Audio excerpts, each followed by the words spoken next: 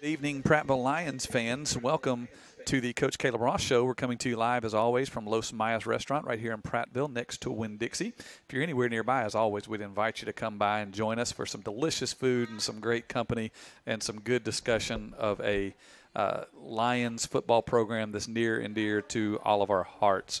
I'm joined, as always, by head coach, Coach Caleb Ross. Coach, how you doing this evening? A little chilly, but I'm doing good, man. So I'm doing good. It is a little bit chilly tonight. There is a nip in the air, no doubt. Even Jimbo's got sleeves on with a jacket, so you know it's a little cold out It's here. serious.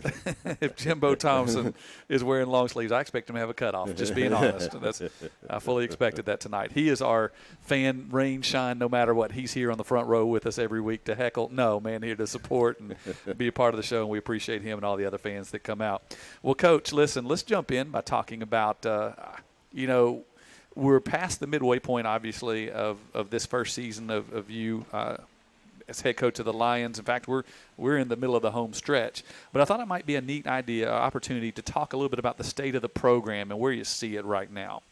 You know, like I said, and I've been asked before, Coach, where do you think you are? Are you exceeding expectations? And, man, we're right on schedule. You come into a program that had not been very successful. I mean, what can you accomplish that first year, man? You never want to put a cap on what you can accomplish because, man, you get hot at the right time, and you've seen you could go all the way with it. I know realistically, I said early on I wanted to get into the playoffs. We're close. We're not there yet. We still got some work to do. We got to go win tomorrow night. But from where we were when I got here in February to where we are, man, I couldn't be more pleased. We still have a long ways to go. Sure. And there's little things that you see that, man, you can see, hey, man, we're making a difference. And there's other things that every day you're like, we're not quite there yet. There's still things that we got to change the mindset or we got to change the habits. But we are slowly but surely getting it turned there. I mean, I think from obviously the excitement part, I think that happened right away, man. We got a lot of excitement. Just, with anytime you have change, it's going to create some excitement. And then I think, man, we started slowly changing the culture of the viewpoint of how you do things every day. It's really a mindset of habits of increasing the commitment, what I ask from the players, what I ask from the coaches. Those things have definitely increased. Like I said, getting back involved. We've done a good job of that. There's always so much more room for growth there. Oh, sure. I mean, there's so many more things that I want to do and we will do in the future, man. We just really kind of touched it from a basic, surface value this year just to get involved. But, man, we're going to get our kids more deeply involved in the community, in the youth leagues. Just a lot of things I want to do in the future. But I think this first year, man, obviously from on-the-field product, from a program that won 5 games, in the last 2 years that we're sitting here and we're 5-3 and got a chance, and hopefully we will go finish 7-3 and go into the playoffs. I mean, man, to me, I'm very pleased. Well, of very course. pleased. And I hope the way we play. And you have a lot of people say things, Coach, man, that just looks different. It feels different. I've had opposing coaches say that. But, man, obviously what really matters is the end result. And what do we have more points than the opponent, at the end of the Friday night. So I think, man, the state of the program where it's at. And here's the other thing, man, what we've done this first year and what we're going to continue to do and where the program's going, man, we've got a lot of young talent coming through. Sure. I think every coach says that, but, man, it's when your 8th grade goes undefeated, your freshman had a really great year and probably should, 1 or 2. I think they lost 2, but, man, they could easily have won undefeated there. Games went the other way. Super talented kids. And you got a really good junior class to build on there. I mean, it just stacks up where, man, Prattville football is going to be good and going to be good for a while. Well, that's exciting.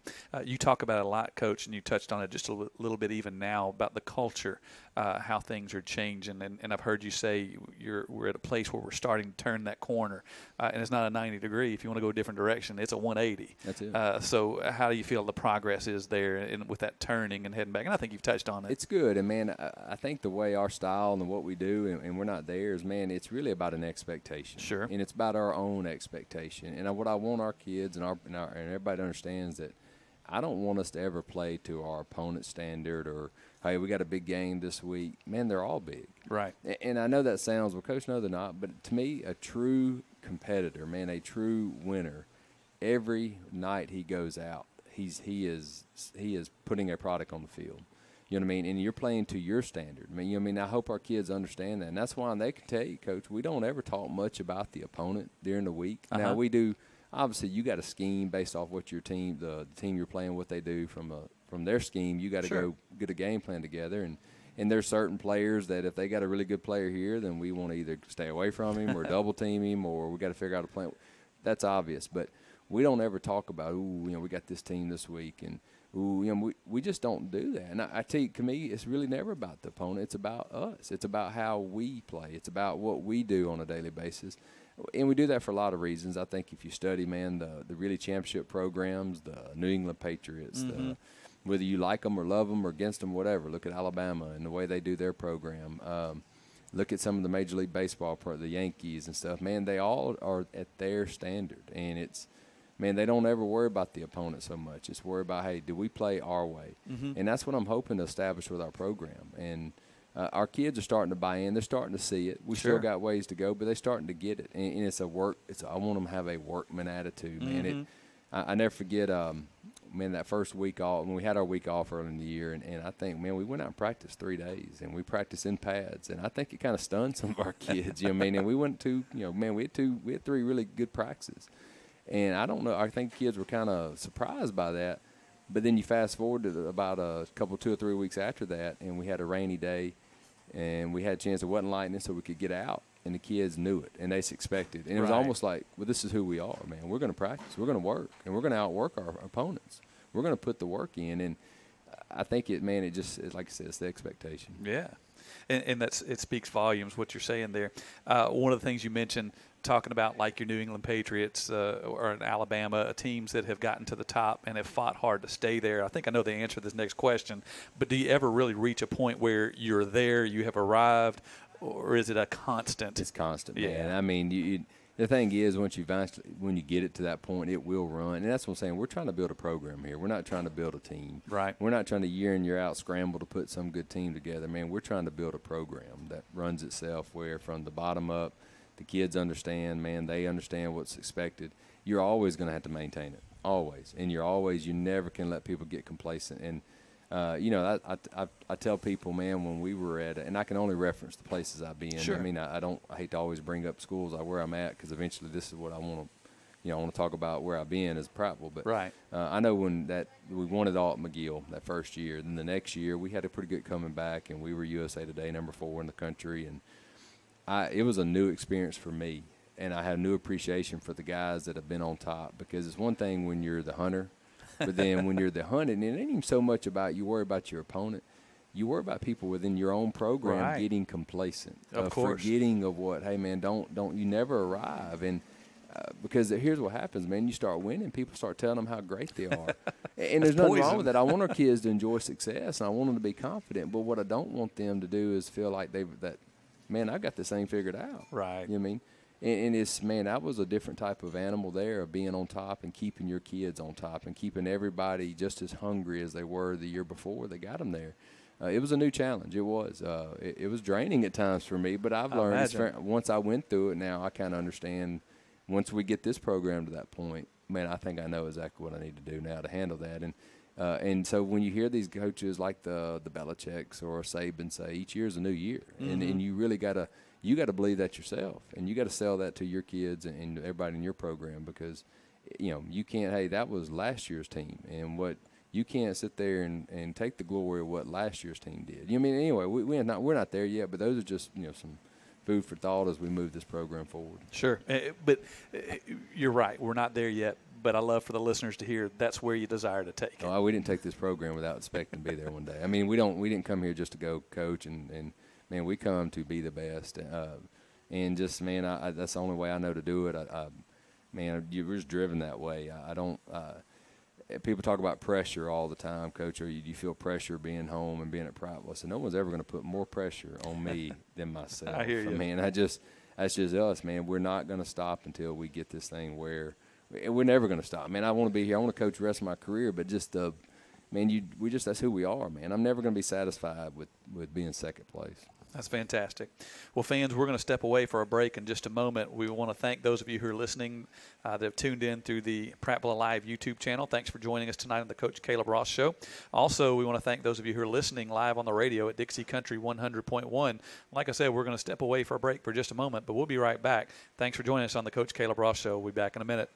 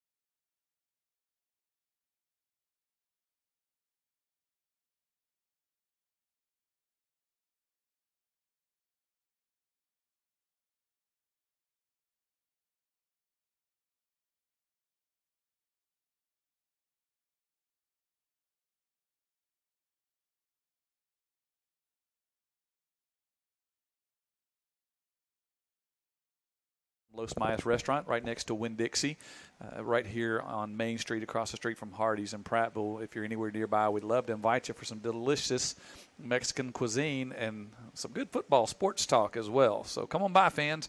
If you're anywhere near, we'd love to have you tune in live with us here at Los Mayas. Well, I'm joined as always by head coach, Coach Caleb Ross. Coach, we started off the program tonight talking about the state of the program, the Prattville Lion program. Let's look at last week's game. Let's dive in a little bit. Give us an overview of that tilt over in Auburn last week. Well, you know, to me, I'm always going to look at, when you talk about a game, how we prepare. One thing I was super proud of our kids, man. I thought we prepared the absolute right way, man. We were focused all week. We had really good practices. Sometimes traveling on the road, especially going, you know, man, you go a little bit of ways from home, and we were about an hour and 15 minutes, man. Sometimes that's an issue with some teams that you've been a part of. Not this one, man. We were dialed in. Really good senior leadership, had our kids focused, man. They were ready to go win. They expected to win that game. Yeah. I thought we played extremely good football. You played a really good football team, for one thing. Auburn is outstanding. Man, they do a really good job. Man, Coach Weingard and their staff, they're extremely well coached. Kids play hard. They're fundamentally sound.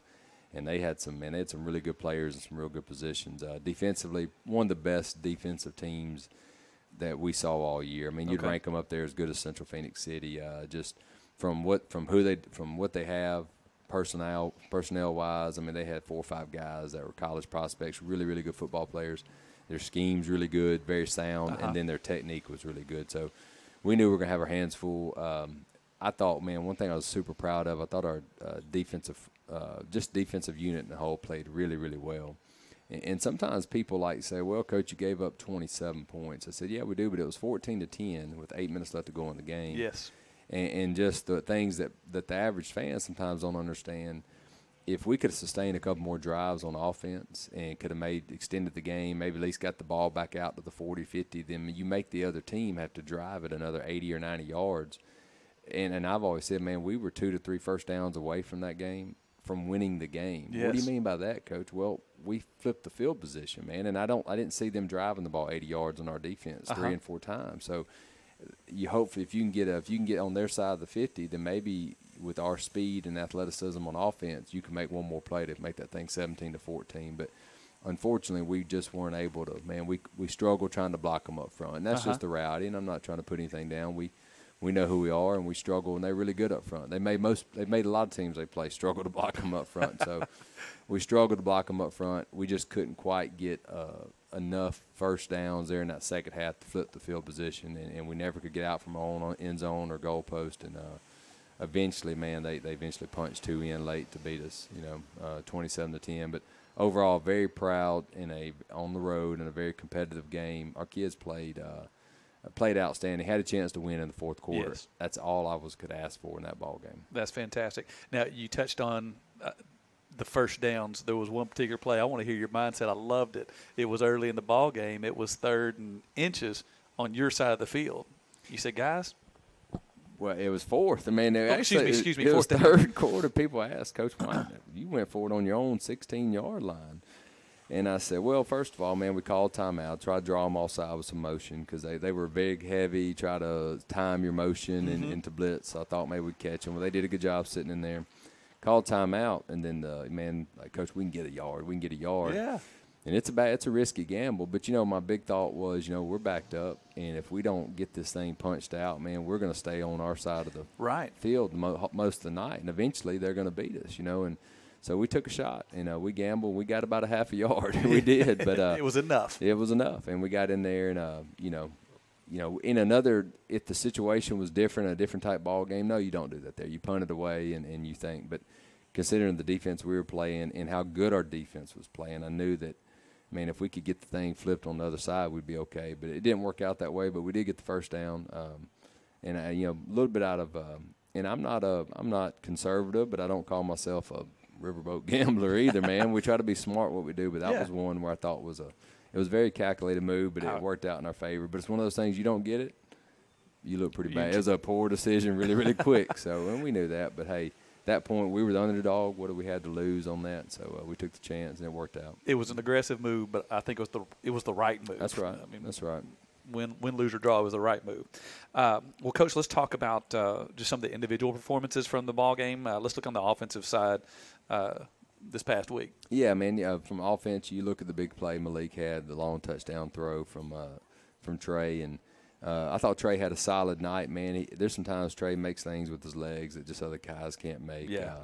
And man, I tell you this too, man. He's, like I said, just being in Auburn was really good on the defensive front. Yeah. And there's times when you drop back to throw and they're in his face. Yeah. That fast, man. It's like, it's like you want to throw, but man, you ain't got no time to throw. Right. Then you want to run it. There ain't a whole lot of running lanes in there, so it's like, man, you kind of just trying to be balanced. I thought he had a good night. I did. He played solid. I was hoping that we could get Jaquez, man, out on the perimeter.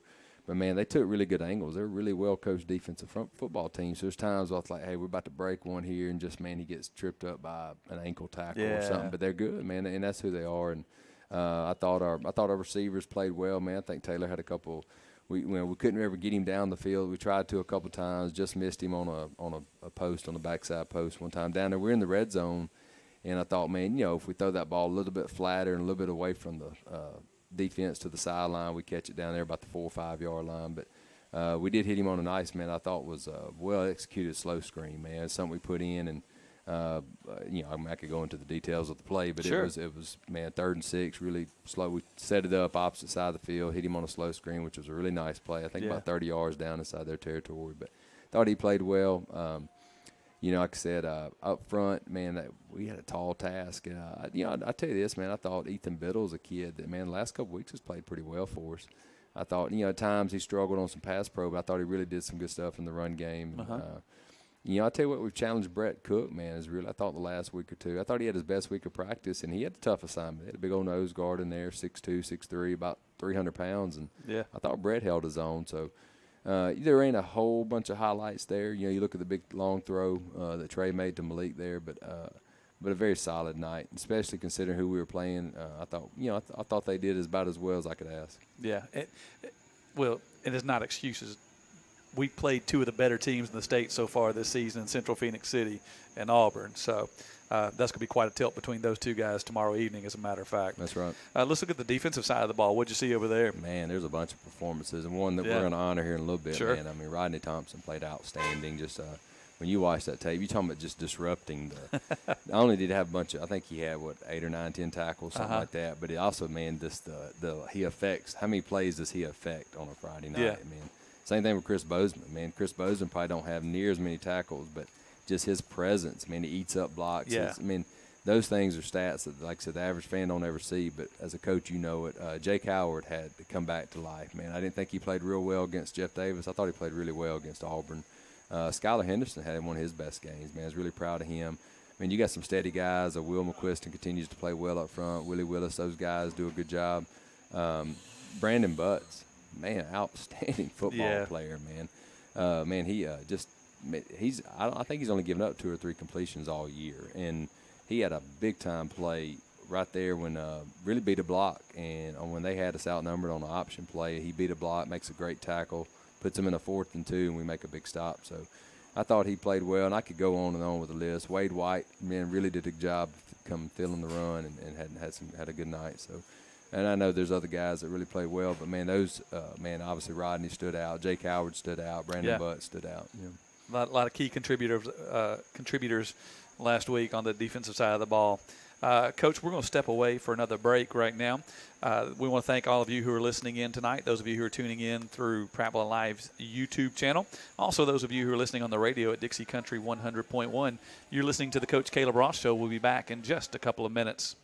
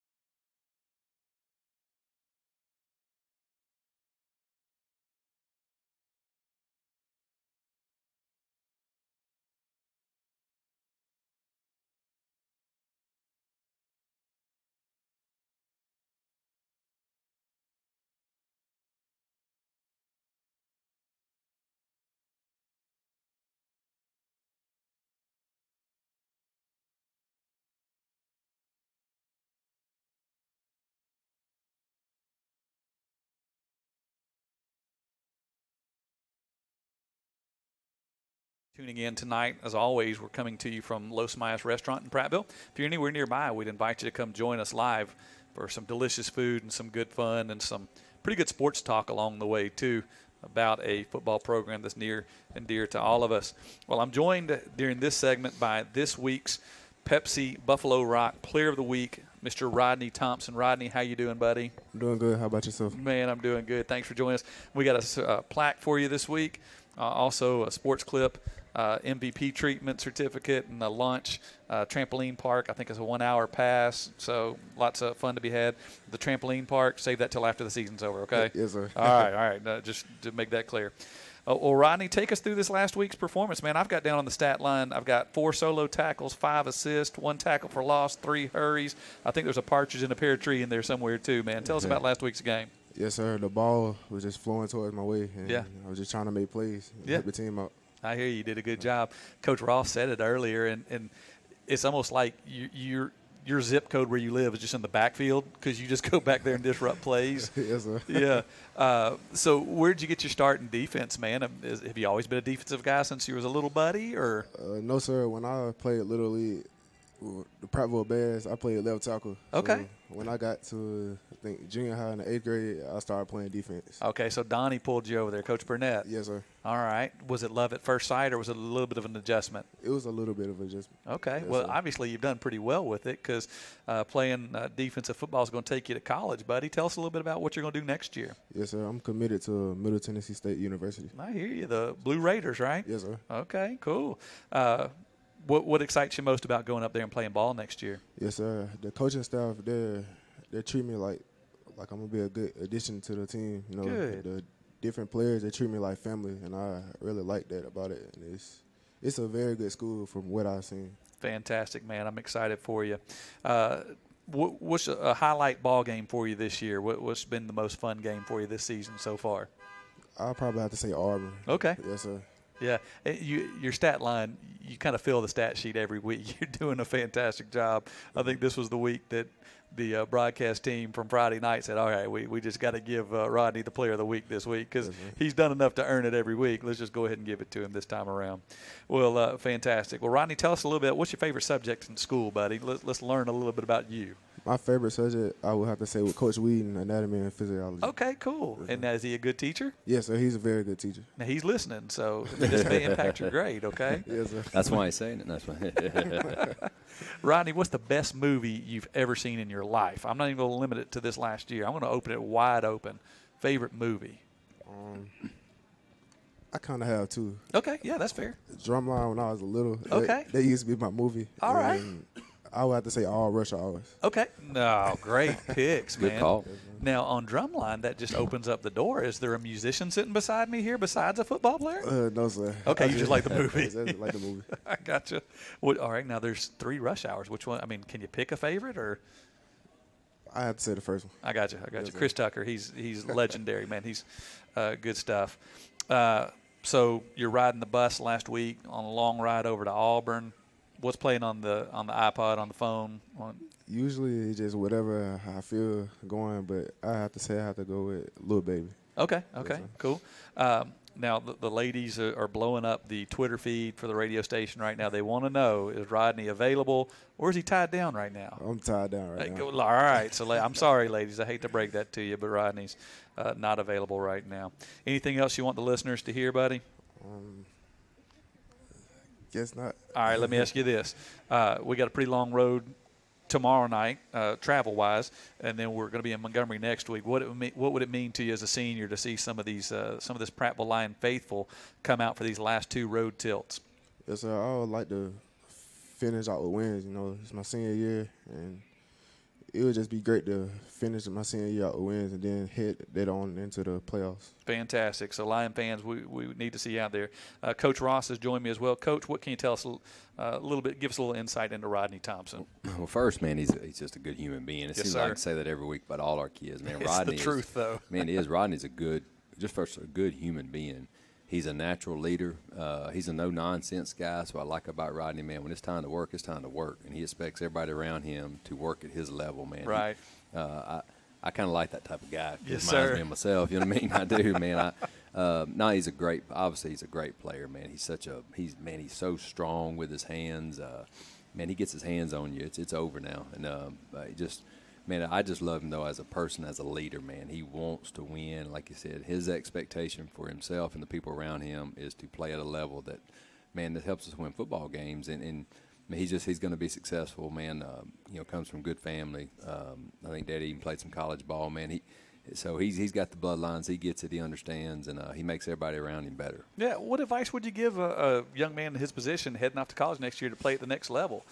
Just keep being who he is. Yeah. I mean, every time you get to the next level, it's always it's an adjustment. It is, and those guys, they'll all understand, man. There's going to be a team full of Rodney Thompsons. You know what I mean? So they all can play, and they'll make that adjustment. But Rodney's a guy, man. He's got a good foundation to him. I mean, he's built the right way, and not from just obviously physically, but I'm just on from a person standpoint. He'll go put the work in, and man, he's going to have a successful college career. Cool, fantastic. Well, Rodney, congratulations again on the Pepsi Buffalo Rock Player of the Week, man. Great performance, and don't stop. We got a couple more regular season games, and hopefully we can get on a playoff run as well and keep going, buddy. Yes, sir. All right, God bless you. Thanks for joining us tonight, man. Thank you, Rodney. Congratulations, bud. Well, Coach, let's squeeze out a couple more minutes before we go to another break. I'd like to touch on just a minute.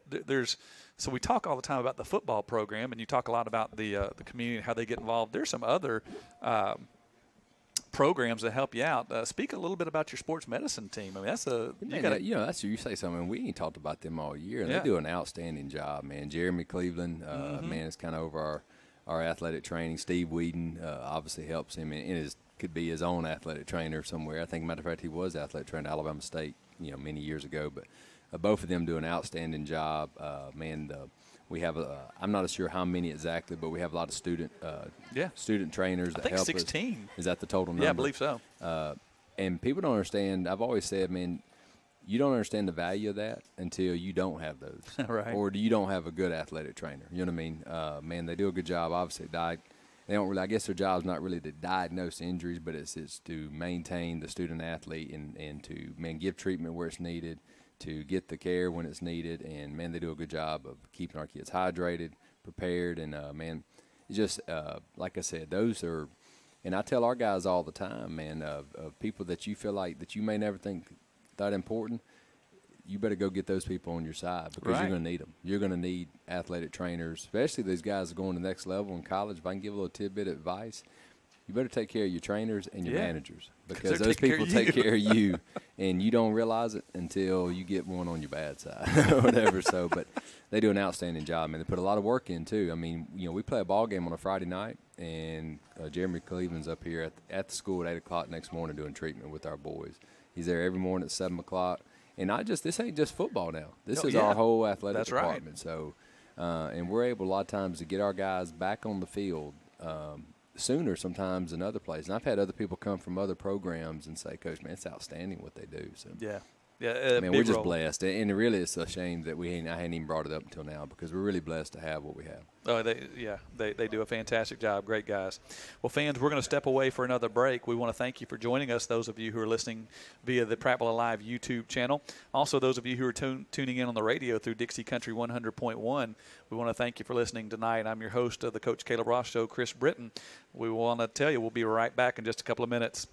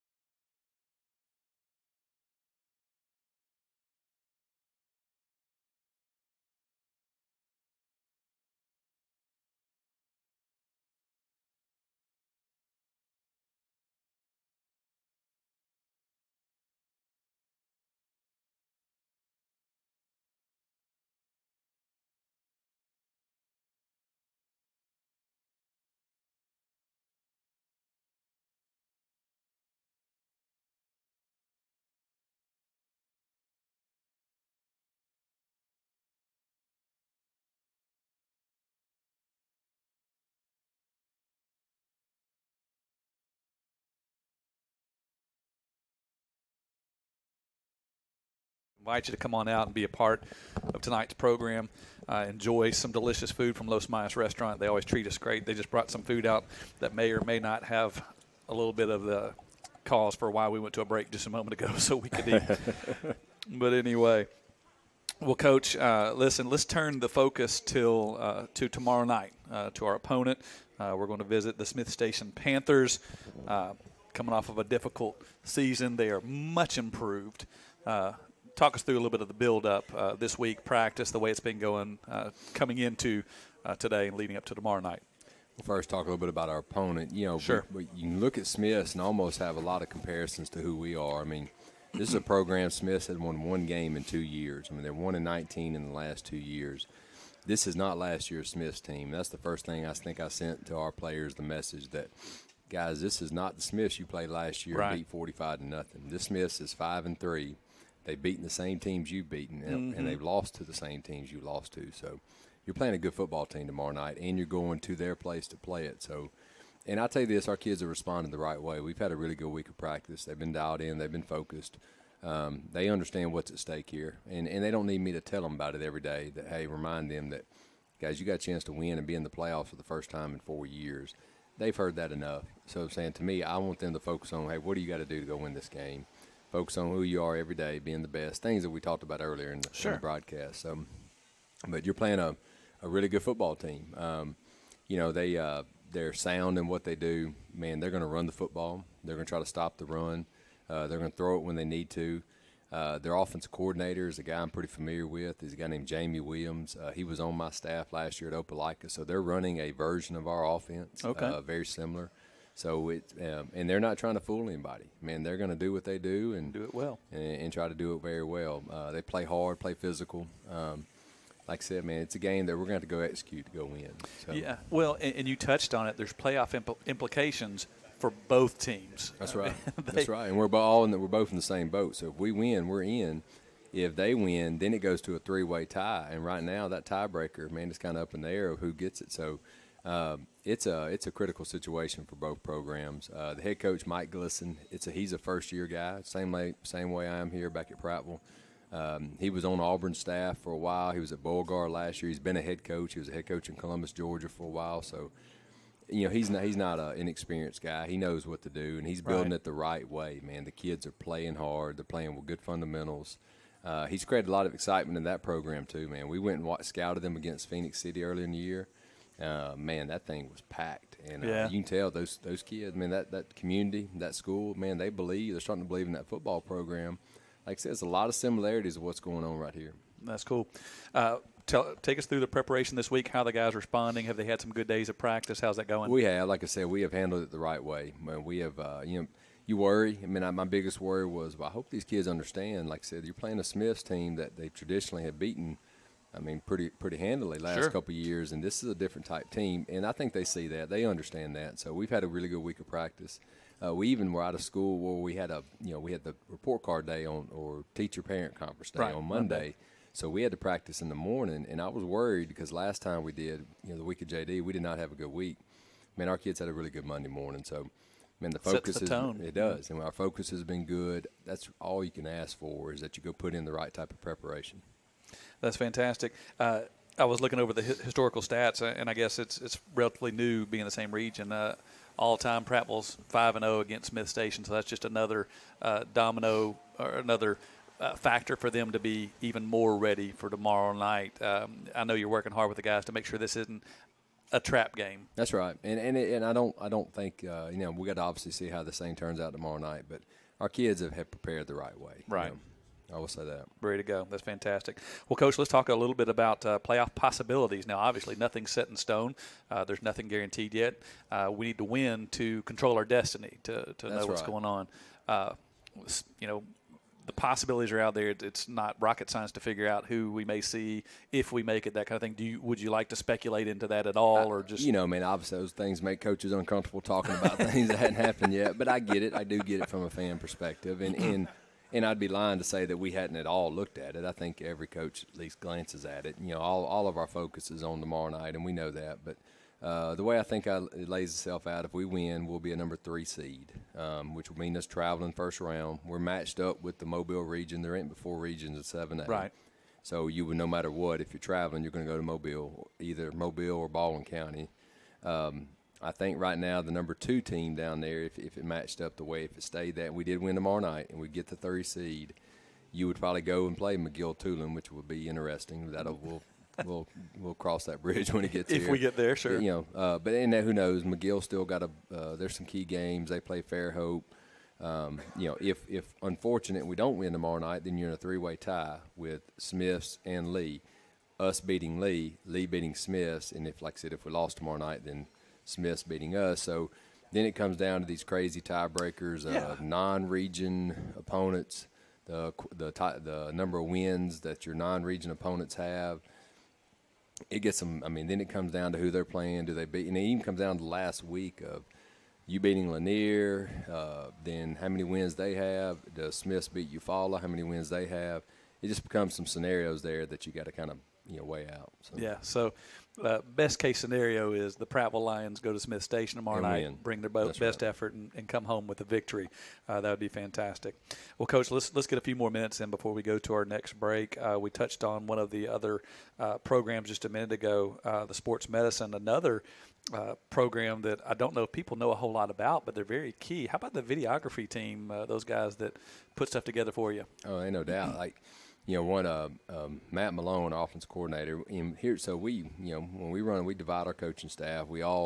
I give all our guys different responsibilities. So not only are they just coaching their position, but there's a lot that goes into running the program, and you got to have somebody do the equipment. You got to have somebody that's going to do some of the field maintenance. We got to have somebody that handles college recruiting, handles the weight room, handles cleanup, academics. There's so many things that go into it. So every coach is assigned to something different. But one of the things is video, and so we film every practice, and we film it from multiple angles. So we have a sideline angle, we have a end zone angle. Well, we have to have actual kids or people doing that filming, and we do. So we have a video crew. Then you got to take that film, and you got to intercut it where when you watch a play, you get it from 2 different angles. So we watch every film, every tape, every rep in practice. So to me, that's how you can get better, because you can see what your kids are doing right, doing wrong. And you coach it off tape, and it allows you to practice fast. It allows you to play fast. So we have about 7 guys that make up our film crew. Now they rotate who's there certain days, who's there not days, and then man, they all are involved in some form or fashion, and man, they do a really good job. I tell you that, man. From a high school standpoint, man, we get, like I said, we get quality film. And even then, you add another element on Friday nights. You have the game film, but we have sideline film, meaning we can now, the state allows you to live capture a play, and then you can put it on any type of TV or iPad, and you can watch it in between the series. So you get to watch and see what your opponent's doing. Well, you got to have kids or people actually doing that. So we have a crew that does that. I mean, the same guys, but they do it also and do a good job on Friday night. So that's fantastic. Now, you touched on the video on the sideline. I think there was it a first for Prattville football? There was a replay challenge last week that came from the Auburn sideline. It was. The state has now had this replay system, and at some point we will get into it. I didn't know if we were going to be able to do it this first year. It's not cheap, so it's one of the things you got to invest in, but. Auburn's the first program that I've ran across this year that's had it, and they used it, and I wasn't real sure if it was the right application of the rule on that, but anyway, they did, and no one really knows, I don't think so. It was a neat. They actually come over and gave me a red flag. I felt like I was some NFL coach or something. But anyway, I was like, "What do you want me to do with this, man?" You know what I mean? So anyway, but they said, "Well, Coach, you get 2 chances." And I know that I've studied the rules on it stuff, but. Man, I mean, we're so used to it's almost like you really need to buy it to invest in it where it can be a strategy, because there's times when I could challenge that, but then, well, Coach, you can't challenge that because that's a judgment call. You can only challenge rulings on something, but I thought they challenged something last week I didn't think was that they could challenge, and it got overturned. So, I don't know. But it was interesting. I'll tell you that. It was something different. That's something maybe coming to a Stanley Jensen Stadium near you in the future. Who knows? Could be. Who knows? All right. Well, Coach, we're going to take it off to a break for just a few minutes. We want to thank those of you who are listening via the Prattville Live YouTube channel who are tuning in and watching us there. Thanks for being with us tonight. Also, those of you who are listening live on the radio at Dixie Country 100.1, you're listening to the Coach Caleb Ross Show. We'll be back in just a couple of minutes.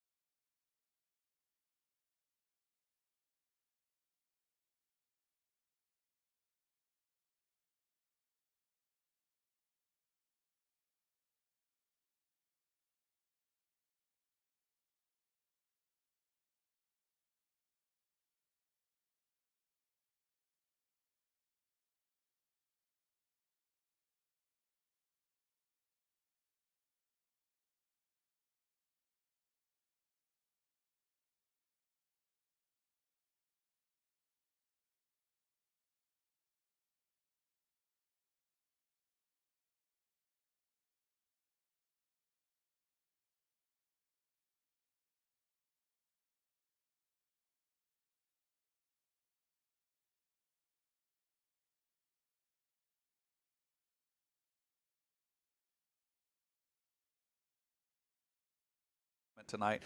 Now, Coach, we're joined by a special guest now. Who we got here with us? This is Miss Rebecca Claire. Well, hello, Miss Rebecca Claire. How old are you?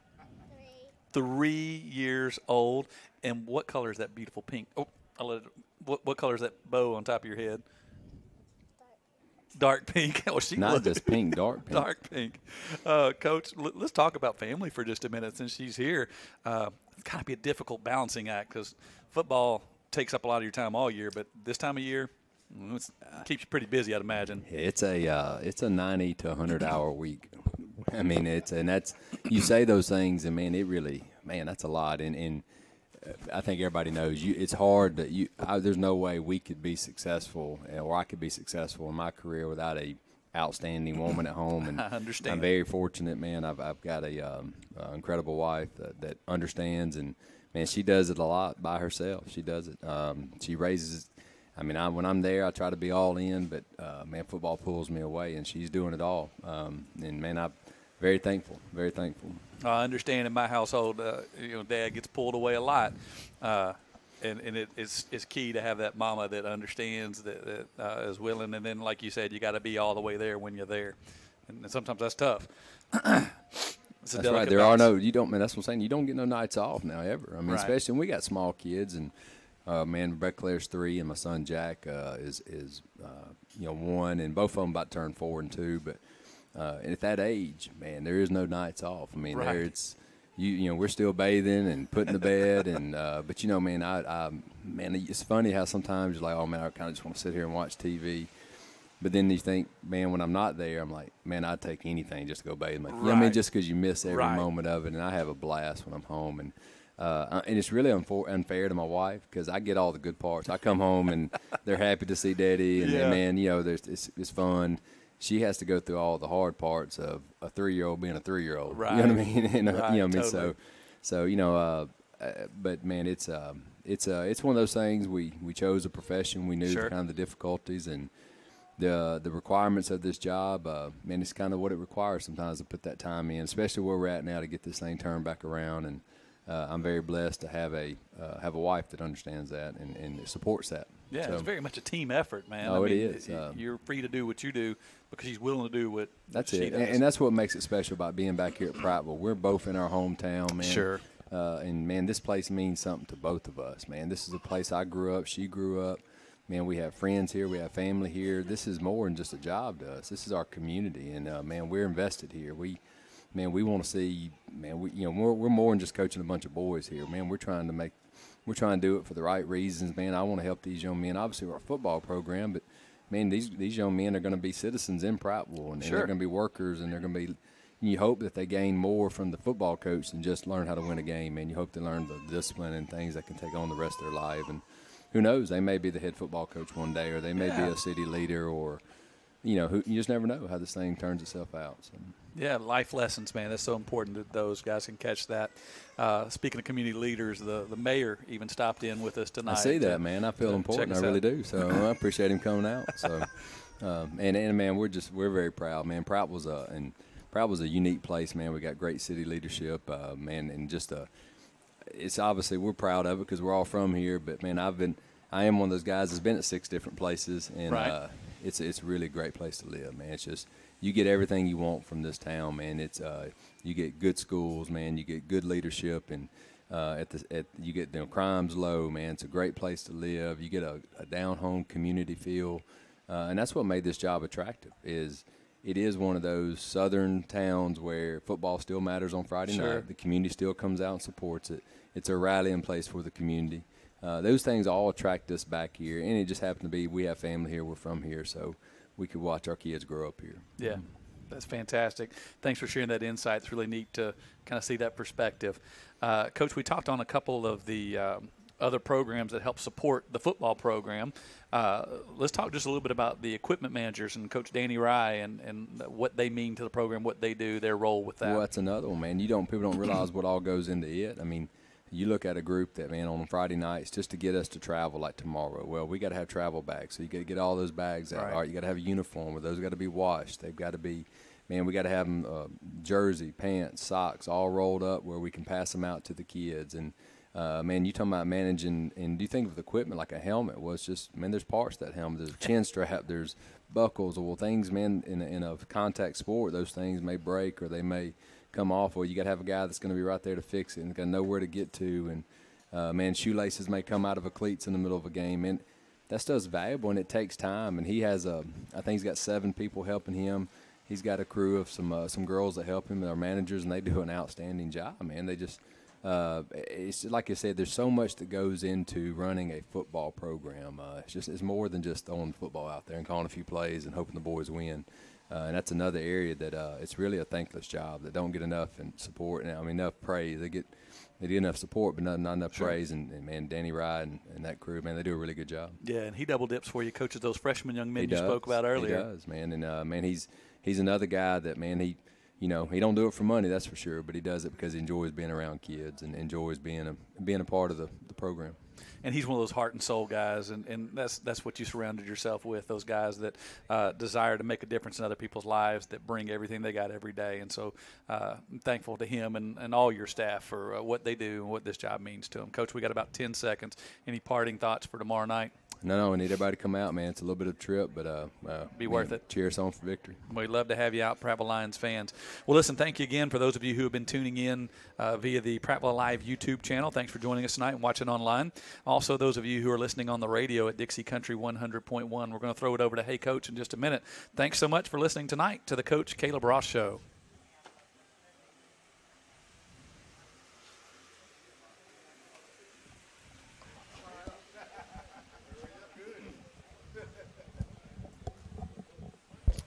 All right, that should do it.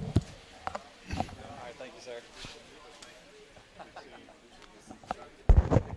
You there, KK?